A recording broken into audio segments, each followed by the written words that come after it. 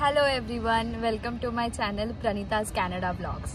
तो आज का जो वीडियो है वो बहुत ही इम्पॉर्टेंट होगा। जो भी इंटरनेशनल स्टूडेंट्स कनाडा आ रहे हैं, जिनका एडमिशन हो चुका है या फिर जो फ्यूचर इंटेक्स में आने का प्लान कर रहे हैं, तो उनके लिए ये वीडियो बहुत ही इम्पॉर्टेंट है। आज के वीडियो में मैं वो 5 चीज़ें बताने वाली हूँ जो आपको कनाडा आने के बाद सबसे पहले करनी है।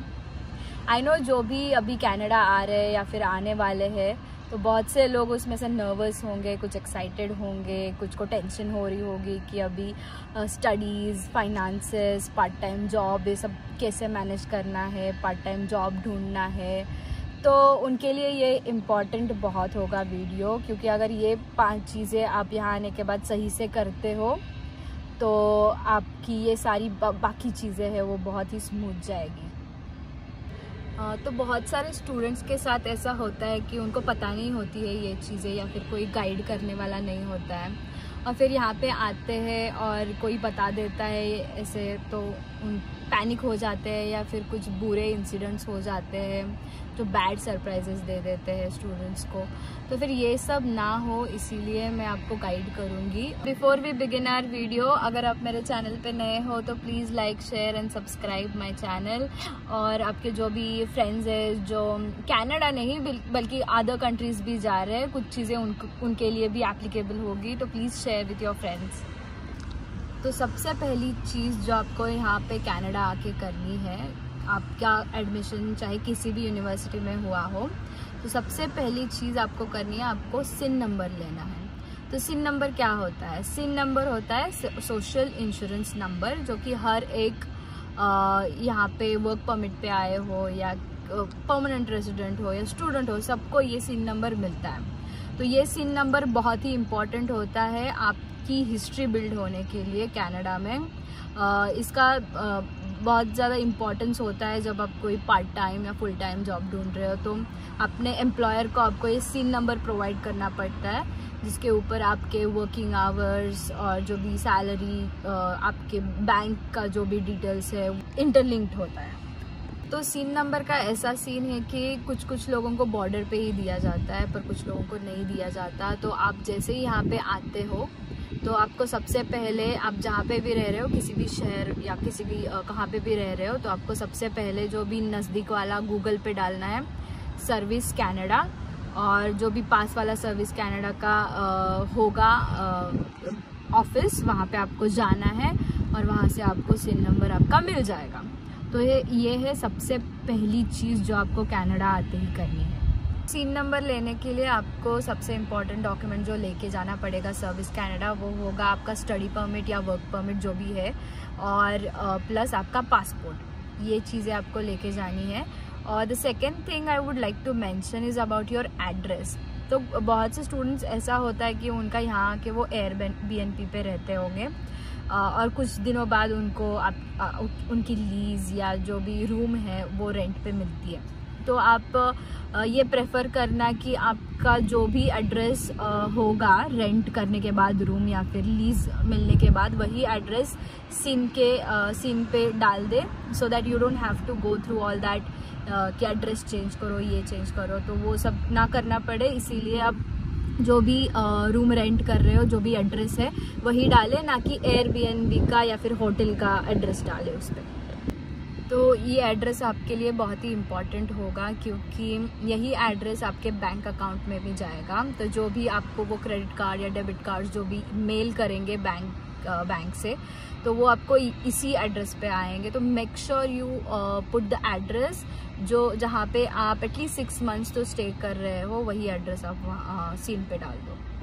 तो जो दूसरी इम्पॉर्टेंट चीज़ है वो है आपका बैंक अकाउंट। तो बहुत से स्टूडेंट्स का तो ऑलरेडी जीआईसी अकाउंट होगा, तो फिर भी आपको यहाँ आने के बाद आपको जैसे ही सिन नंबर मिलता है वो लेके, और आपका स्टडी परमिट और वर्क परमिट जो भी है, और आपका पासपोर्ट लेके आपको बैंक में जाना होगा, आपकी इन्फॉर्मेशन अपडेट करनी होगी, आपको अकाउंट एक्टिवेट करना पड़ेगा। और जिन स्टूडेंट्स का जीआईसी का अकाउंट नहीं, फॉर एग्जांपल कुछ स्टूडेंट्स का जीआईसी नहीं हो सकता है, जैसे मेरे केस में मेरा कोई जीआईसी का अकाउंट नहीं था, तो मुझे यहाँ आने के बाद फ्रॉम स्क्रैच मुझे अपना अकाउंट स्टार्ट करना पड़ा। तो कुछ स्टूडेंट्स को कन्फ्यूजन हो सकता है कि मैं किस बैंक में अकाउंट खोलूँ। तो ऐसा कोई भी प्रेफरेंस नहीं है। यहाँ पे टीडी बैंक है, स्कोशा बैंक है, आरबीसी है, सीआईबीसी है। अब किसी भी बैंक में आपका अकाउंट खोल सकते हो, वो भी स्टूडेंट्स के लिए फ्री होता है। बस आपको यहाँ पे आने के बाद आपका सिन नंबर लेके जाना है, वहाँ पे अपडेट करना है, और बाकी जो स्टडी परमिट और पासपोर्ट हो, ये तीनों चीज़ें लेके जाके अपडेट करनी है। अपना बैंक अकाउंट खोलना है। आप को जैसे ही आप अपना बैंक अकाउंट एक्टिवेट करोगे, आपको आपका credit card, debit card mail किया जाएगा, और जो आपको बहुत ही इम्पॉर्टेंट होगा अपनी डेली लाइफ में। जो तीसरी इम्पॉर्टेंट चीज़ है वो है आपका सिम कार्ड। तो जो पे बहुत सारे कैरियर्स है, जैसे फाइडो है, फ्रीडम है, वर्जिन है, बेल है। तो आपको क्या करना है कि यहाँ हर एक कैरियर से आपको प्लान्स उनके पूछने हैं, उसकी इन्फॉर्मेशन लेनी है। जो भी आपको सबसे सस्ता दे रहा है वो आपको प्लान लेना है। आई नो कुछ स्टूडेंट्स को आजकल बॉर्डर्स पे दे रहे हैं, कोई फाइडो का दे देते हैं, कुछ फ्रीडम का दे देते हैं, कई बार यूनिवर्सिटी में भी बूथ्स लगते हैं उनके, तो वो आपको सिम कार्ड फ्री में दे देते हैं, पर आपको प्लान के लिए चार्ज करेंगे ऑब्वियसली। तो even if you take that SIM card for free, आपको फिर भी ये देखना है कि उसका प्लान कितने का है। तो एज मिनिमल एज $25 का भी प्लान मिल सकता है आपको, अगर आप अच्छी तरह से इंफॉर्मेशन लो। और अराउंड सितंबर अक्टूबर यहाँ पे स्टूडेंट्स के लिए बहुत सारी ऑफ़र्स भी चल रही होती है, तो आप उन ऑफ़र्स का फ़ायदा उठा सकते हो और सबसे सस्ता प्लान आपके लिए ले सकते हो। तो सिम कार्ड लेते वक्त भी आपके लिए आपका सिन नंबर होना बहुत इम्पॉर्टेंट है। आपको पासपोर्ट भी लेके जाना पड़ेगा, तो ये डॉक्यूमेंट्स फिर से आपके लिए इम्पॉर्टेंट होगी, सिन और पासपोर्ट। एक्चुअली बारिश आ रही थी तो मुझे गाड़ी में आके अंदर बैठना पड़ा। तो मैं बता रही थी कि फोर्थ मोस्ट इम्पॉर्टेंट चीज़ जो है वो है आपका ड्राइवर्स लाइसेंस, जो कि मैंने बताया आपको कि लाइसेंस तो बाद में इम्पॉर्टेंट है जब आपका स्टडीज़ ख़त्म होगा या जब आपकी जॉब लगेगी तब। पर ऐसा नहीं है, क्योंकि आप यहाँ पे एज ए इमिग्रेंट आते हो, आपके पास पासपोर्ट छोड़ के कोई भी आइडेंटिफिकेशन नहीं होता है। आपके पासपोर्ट का प्रूफ, आपके एड्रेस का प्रूफ या फिर आपके बर्थ डेट का प्रूफ, पासपोर्ट छोड़ के दूसरा कोई भी चीज़ नहीं होता है। तो ये इसीलिए इम्पॉर्टेंट है क्योंकि आप यहाँ पे जहाँ पे भी जाओगे तो आपको कहीं पे भी आइडेंटिटी कार्ड आपको पूछेंगे, आपके एड्रेस का प्रूफ पूछेंगे या फिर आपके बर्थ डेट का प्रूफ पूछेंगे। तो आप हर जगह पासपोर्ट लेके नहीं घूम सकते, क्योंकि पासपोर्ट बहुत ही इंपॉर्टेंट और क्रिटिकल चीज़ है। तो आपको इसको घुमाना नहीं है, क्योंकि मैंने यहाँ पे बहुत सारे स्टूडेंट्स के इंसिडेंट्स सुने हैं जो जिनके पासपोर्ट्स गुम चुके होते हैं या फिर वो कहीं पे भूल चुके होते हैं, तो वो उसको रिट्रीट करना बहुत ही हेडेक हो सकता है। तो ये थी फोर्थ मोस्ट इम्पॉर्टेंट चीज़, आपकी ड्राइवर्स लाइसेंस, जो आप कहीं पे भी एज आइडेंटिटी प्रूफ यूज़ कर सकते हैं।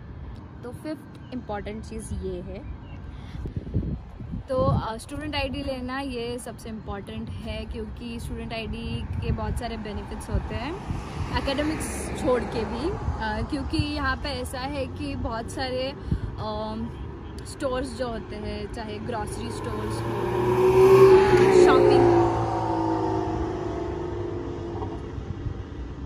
फॉर एग्ज़ाम्पल मैं जब सितंबर में यहाँ पे आई थी तब बहुत ठंड थी और मुझे विंटर जैकेट लेना था। तो ये स्टूडेंट डिस्काउंट मैंने अपना स्टूडेंट आईडी दिखा के अप्लाई किया था। कहीं पे आपको 10%, कहीं पे आपको 15% मिल जाता है, जो बहुत होता है as a student. Even grocery stores में आपको मिल जाता है। तो student ID is very important. और अब जहाँ पे भी जाए आप स्टूडेंट डिस्काउंट के लिए ज़रूर पूछिए, क्योंकि मोस्ट ऑफ द टाइम्स वो अप्लाई हो ही जाता है। बस आपको स्टूडेंट आईडी दिखाना है आपका, and you get 10 to 20% discount. और उसके बाद जो है वो है ओरिएंटेशन। आपका ओरिएंटेशन 100% करना चाहिए, क्योंकि ओरिएंटेशन में बहुत सारे इम्पॉर्टेंट इन्फॉर्मेशन आपको मिलती है।